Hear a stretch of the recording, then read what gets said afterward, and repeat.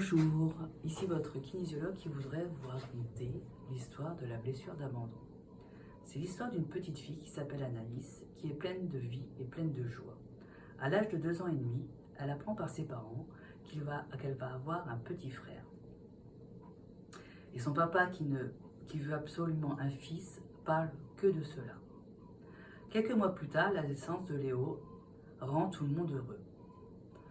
Hélas, aux grandes dames d'Anaïs, son père, qui n'a Dieu que pour ce petit garçon, ne fait que la disputer dès qu'elle fait une bêtise ou qu'elle réveille son petit frère. Petit à petit, Anaïs se sent abandonnée et se réfugie dans la nourriture. Elle mange souvent et lentement. Cette nourriture lui apporte du bien-être. À la rentrée scolaire, les choses ne vont pas s'arranger. Cette petite Anaïs est une petite fille agressive, exclusive, envahissante avec ses amis, qui finissent à leur tour par l'abandonner. En grandissant, c'est une enfant qui reste menue, mince et élancée. Elle tombe souvent malade pour qu'on s'occupe d'elle. Elle joue le rôle d'une victime et demande souvent de l'aide. Elle cherche de l'attention de son papa adoré et se sent de plus en plus délaissée après la naissance de Léo. Elle développe un sentiment inconfortable d'amour et de haine pour ce père qui est souvent absent à cause de son travail. À l'adolescence, Anaïs devient capricieuse, ne supporte pas qu'on lui dise non.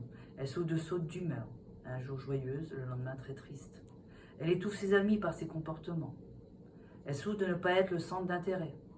Elle est dépendante de l'attention des autres, même si elle revendique le contraire. On entend souvent dire « je ne veux être seule et je n'ai besoin de l'aide de personne ». Elle abuse de relations sexuelles pour combler un manque de nourriture affective. De plus, sa blessure d'abandon est réactivée à chaque fois qu'elle ne va pas au bout de ses projets.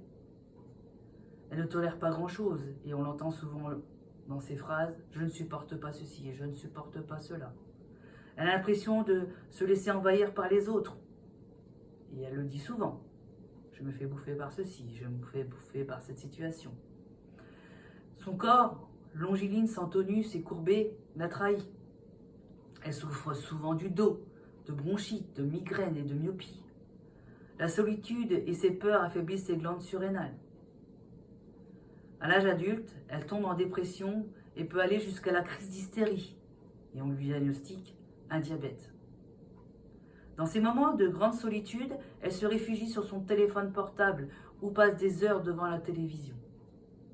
Un jour, en surfant sur Internet, elle découvre que la kinésiologie peut l'aider à guérir de sa blessure d'abandon. Après quelques séances, Anaïs trouve la vie moins dramatique et elle se sent très bien toute seule. Elle est sans jugement et va au bout de ses projets et elle aide les autres et retrouve un caractère enjoué et sociable. Voilà l'histoire d'Anaïs avec la blessure d'abandon. Cette blessure qui se développe en général entre l'âge de 2 et 3 ans avec la personne du sexe opposé. Si c'est une fille, c'est le père, le frère, le cousin, l'instituteur, etc.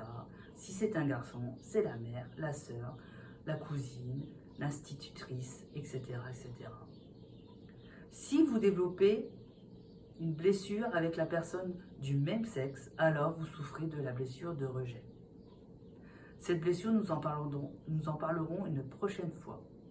La kinésiologie nous permet de guérir de ces blessures d'enfance, entre autres qui nous éloignent de notre chemin de vie. Alors mes amis, n'hésitez pas à m'appeler au 07 83 82 85 75 si dans cette histoire vous vous reconnaissez. Et venez me consulter, à partager sans modération. Bonne journée.